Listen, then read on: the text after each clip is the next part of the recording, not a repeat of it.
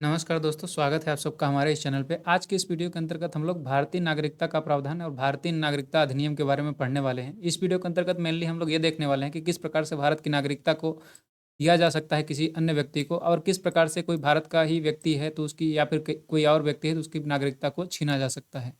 तो इस यही चीज़ मेन पॉइंट इसके अंतर्गत हम लोग देखने वाले हैं। वीडियो काफ़ी शॉर्ट होगा क्योंकि हम बस इतना ही आज के इस वीडियो के अंतर्गत देखने वाले हैं। ठीक है, तो देखो, भारतीय नागरिकता, तो क्वेश्चन यहाँ से किस प्रकार से पूछा जाता है, तो सबसे पहला इंपॉर्टेंट पॉइंट यही है कि भारतीय नागरिकता का प्रावधान हमारे संविधान के कौन से भाग के अंतर्गत है। तो जो भाग 2 है हमारा, ये भारतीय नागरिकता से संबंधित है।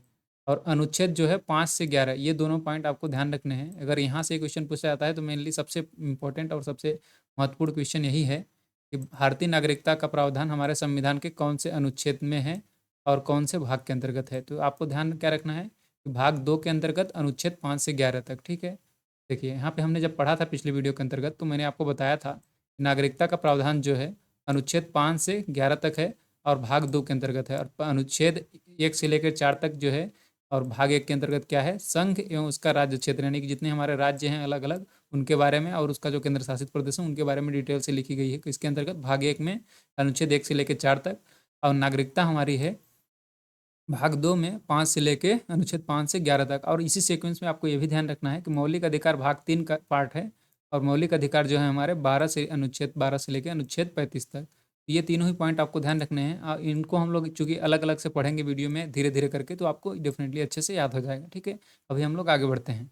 देखो, भारत में एकल नागरिकता का प्रावधान है।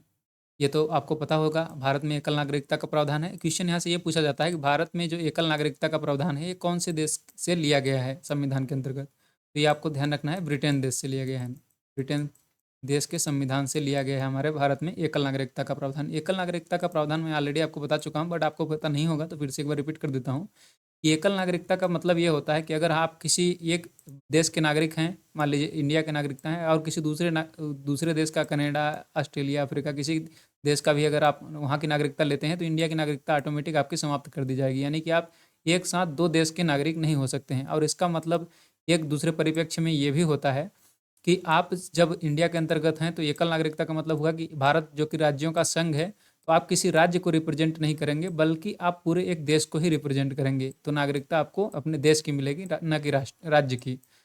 तो ये दोनों ही पॉइंट इसके अंतर्गत सम्मिलित किए जाते हैं। ठीक ना, तो आपको दोनों पॉइंट ध्यान रखना है कि भारतीय नागरिकता का प्रावधान भाग 2 में है, अनुच्छेद 5 से लेकर 11 तक, और भारत में एकल नागरिकता का प्रावधान है जो कि ब्रिटेन के संविधान से लिया गया है। और हम लोग आगे देखते हैं। भारतीय नागरिकता अधिनियम जो है 1955 ईस्वी के अनुसार निम्न में से किसी एक आधार पर नागरिकता प्राप्त की जा सकती है। यानी कि भारत की नागरिकता किस किस आधार पर प्राप्त की जा सकती है, ये आपको जानना है। तो मुख्यतः इसके जो है, मुख्यतः क्या, 5 ही पॉइंट हैं, 5 ही तरह से भारत की नागरिकता दी जाती है। देखिए कौन कौन से पॉइंट हैं। एक तो हो गया जन्म के आधार पर। जन्म के आधार पर आपको भारत की नागरिकता प्राप्त हो सकती है। वंश यानी कि परंपरा, वंश के आधार पर आपके पूर्वज यहाँ रहे हैं इंडिया के अंतर्गत, तो उसके आधार पर आपको यहाँ पे भारत की नागरिकता दी जा सकती है। और ये हो गया हमारा दूसरा पॉइंट। तीसरा पॉइंट है देशीकरण के द्वारा, यानी कि देशीकरण मतलब होता है कि विलय के द्वारा, सॉरी, देशीकरण का मतलब विलय नहीं होता है। देशीकरण का मतलब ये होता है कि कोई व्यक्ति अगर इंडिया में आके बहुत समय से रह रहा है तो, और यहाँ पे वो रहने लग गया है और उसको यहाँ पे अच्छा लगने लग गया है, तो यहाँ की नागरिकता को ले सकता है। इसको हम लोग डिटेल में पढ़ेंगे, तो मैं इसको अच्छे से आपको बताने वाला हूँ कि किस किस तरह से ले सकता है। ठीक ना, अभी मैं ओवरव्यू बता रहा हूँ आपको किस किस तरह से ले सकता है। किस आधार पर ले सकता है, जन्म के आधार पर, वंश के आधार पर, देशीकरण के द्वारा, पंजीयन के द्वारा, एप्लीकेशन अपना दे के नागरिकता का अपना ले सकता है इंडिया की। ठीक है, और भूमि विस्तार द्वारा मतलब विलय द्वारा।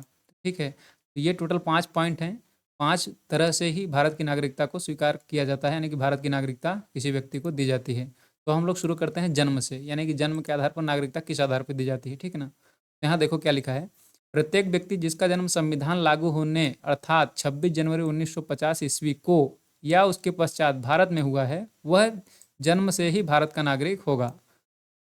ठीक है, तो बस आपको इतना पॉइंट ध्यान रखना है कि अगर कोई भी व्यक्ति जन्म के आधार पर, कैसे, अगर मान लीजिए भारत समय जब संविधान लागू हुआ था 26 जनवरी 1950 को, क्वेश्चन ये भी पूछा जाता है कि संविधान हमारे इंडिया में का कब लागू हुआ था।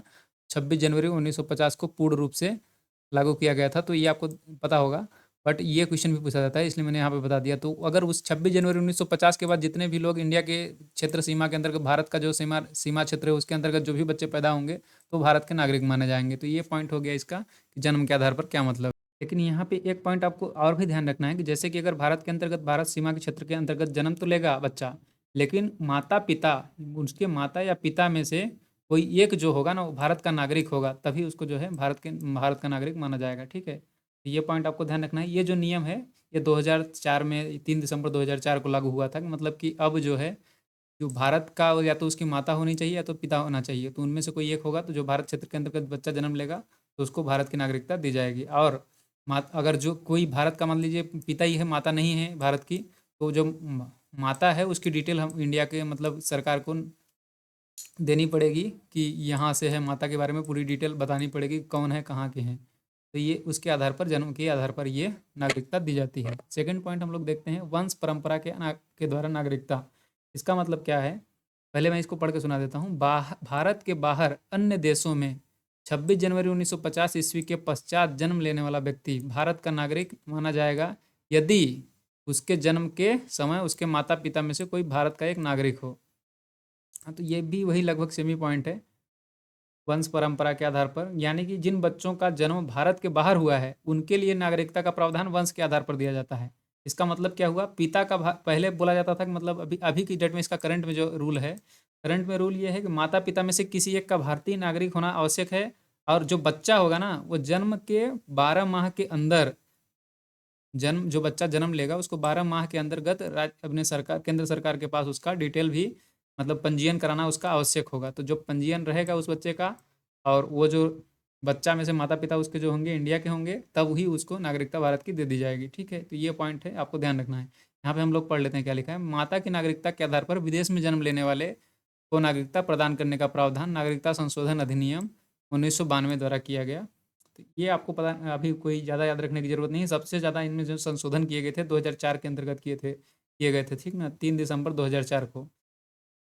पहले था मतलब 1992, ये जो लिखा है ना 1992 के पहले रूल ये था कि पिता का भारतीय नागरिक होना आवश्यक है। लेकिन जब 1992 में इसमें फिर से नागरिकता संशोधन किया गया तो उसमें ये डिनोट किया गया कि माता या पिता में से कोई भी एक रहेगा तो चलेगा। इसमें मतलब माता को, अब तो पिता तो पहले नियम था, लेकिन माता को भी उसके अंदर जोड़ दिया जाएगा कि माता भी रहेगी इंडिया की या किसी अन्य देश की, तब भी काम चल जाएगा, कोई दिक्कत नहीं है। समझ में आया क्या आपको बात, इतनी तो इतनी ही पॉइंट आपको इसके अंतर्गत ध्यान रखना है। आगे देखते हैं हम लोग, देशीकरण के द्वारा। देशीकरण का मतलब क्या होता है, यहाँ पे क्या लिखा है, भारत सरकार से देशीकरण का प्रमाण पत्र प्राप्त कर भारत की नागरिकता प्राप्त की जा सकती है। तो इसका मतलब क्या हुआ, तो इसका मतलब ये होता है कि अगर मान लीजिए कि कोई व्यक्ति ऐसा है जो कि भारत के अंतर्गत रह रहा है, ठीक है ना, और पिछले 14 सालों से रह रहा है, और जिसमें 14 सालों में से मान लीजिए कुछ दिन अपने दूसरे जगह भी जाएगा जिस देश से आया है वो, तो उनको माइनस करने के बाद 14 साल में से 11 साल वो इंडिया के अंतर्गत रहा हो, उतने दिनों तक, 11 साल के डेट तक, और जब वो नागरिकता के लिए एप्लीकेशन फाइल कर रहा है केंद्र सरकार के पास, तब से उसके पिछले दिनों में मतलब पिछले 1 साल के अंतर्गत कहीं भी किसी दूसरे देश में न गया हो, वह इंडिया में ही रह रहा हो लगातार एक साल से। ये इसके अंदर कुछ पॉइंट है, और उनके उसको जो है अनुसूची 8 में जितनी भी हमारी भाषाएं लिखी हुई हैं उसमें से किसी एक भाषा का ज्ञान होना चाहिए। भाई इंडिया के अंतर्गत रह रहा है तो इंडिया की कोई भाषा एक को उसको अच्छे से आना चाहिए।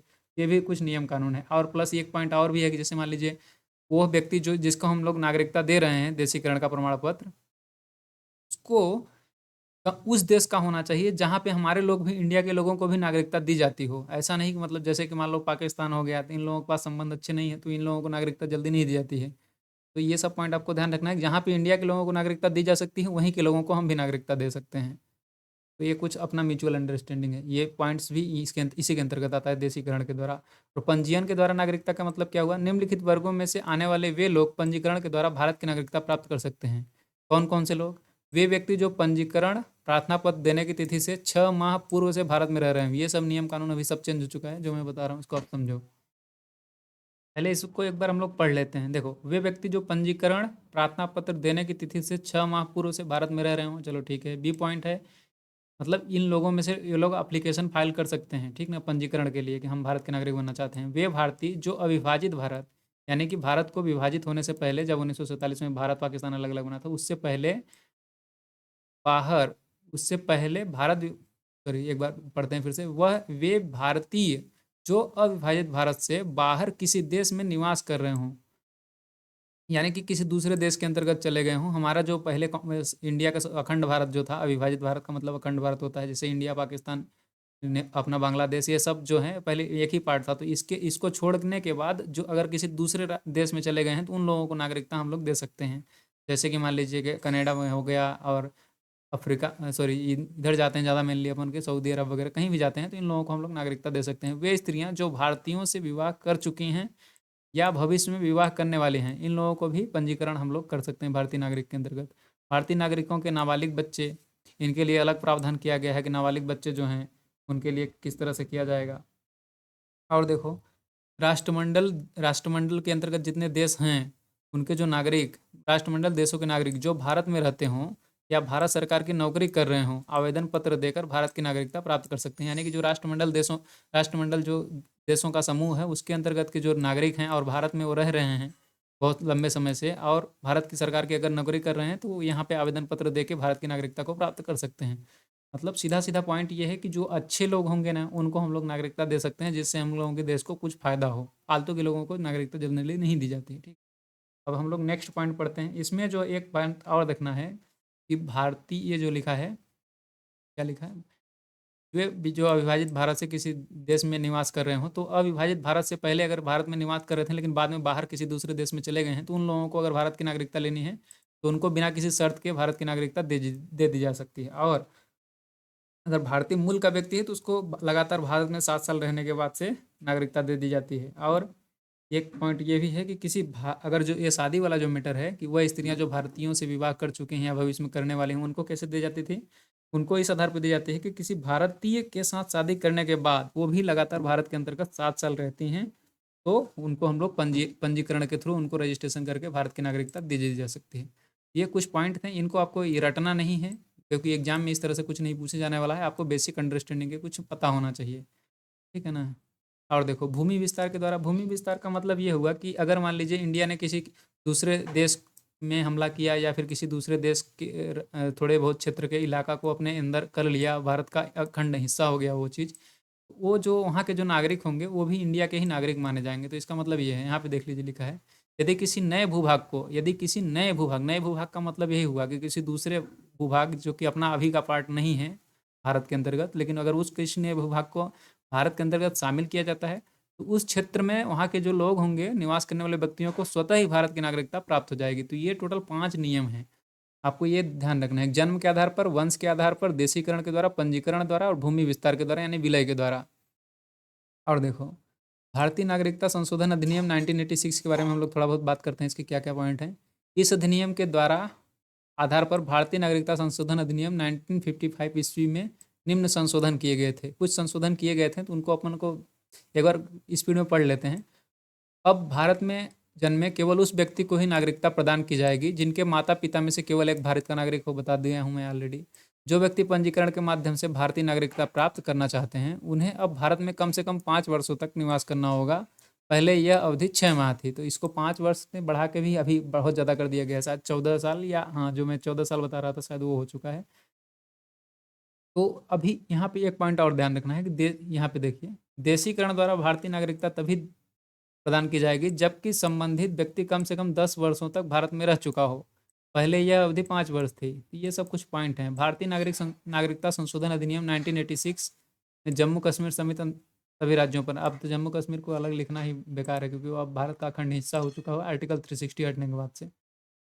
भारतीय नागरिकता का त्याग किस किस आधार पर किया जा सकता है, यानी कि भारतीय नागरिकता से किसी को वंचित किस आधार पर किया जा सकता है, ये पॉइंट आपको कुछ ध्यान रखना है। चलो हम लोग इसके बारे में देख लेते हैं। देखो, तो भारतीय नागरिकता का परित्याग करने से, यानी कि स्वेच्छा के आधार पर, यानी कोई व्यक्ति भारत की नागरिकता को त्याग करता है कि हम भारत की नागरिकता से नहीं हैं, तो वो भारत की नागरिकता त्याग कर सकता है। दूसरा ऑप्शन है किसी अन्य देश की नागरिकता ले लेगा।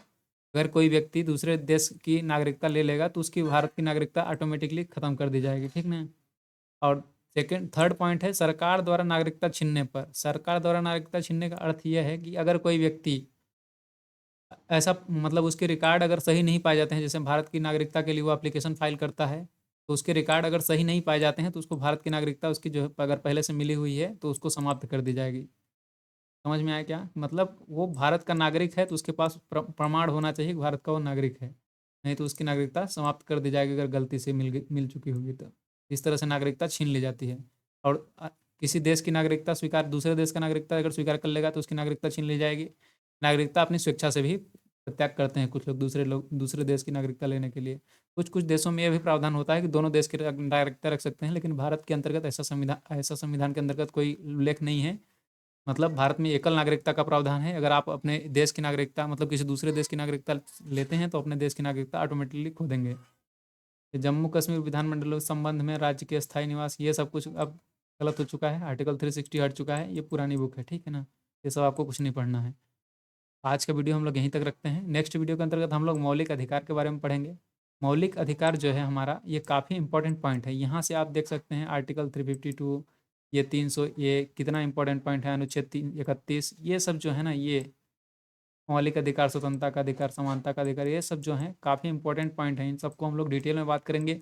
एक एक अनुच्छेद को अच्छे से डिटेल में बात करेंगे, क्योंकि यहीं से क्वेश्चन सबसे ज़्यादा, अगर क्वेश्चन कहीं से पूछा जाता है संविधान के अंतर्गत से, तो मौलिक अधिकार या फिर ये जो आर्टिकल्स हैं ना, ये आर्टिकल्स से ही सबसे ज़्यादा क्वेश्चन पूछे जाते हैं। तो अगर आप चैनल पे फर्स्ट टाइम विजिट कर रहे हैं तो चैनल को सबसे पहले सब्सक्राइब करिए अच्छे से, क्योंकि ताकि मैं नेक्स्ट टाइम वीडियो आपके लिए इस तरह की महत्वपूर्ण बनाऊँ तो आपको दिखे। और बस चैनल को सब्सक्राइब कर लीजिए। और वीडियो कैसा लगा आपको बताइए। अगर आपको समझ में आया तो अपने दोस्तों के साथ भी शेयर करिए, और इस तरह से हंसते रहिए, मुस्कुराते रहिए। अपन मिलते हैं नेक्स्ट वीडियो के अंतर्गत। तब तक के लिए थैंक्स फॉर वॉचिंग दोस्तों।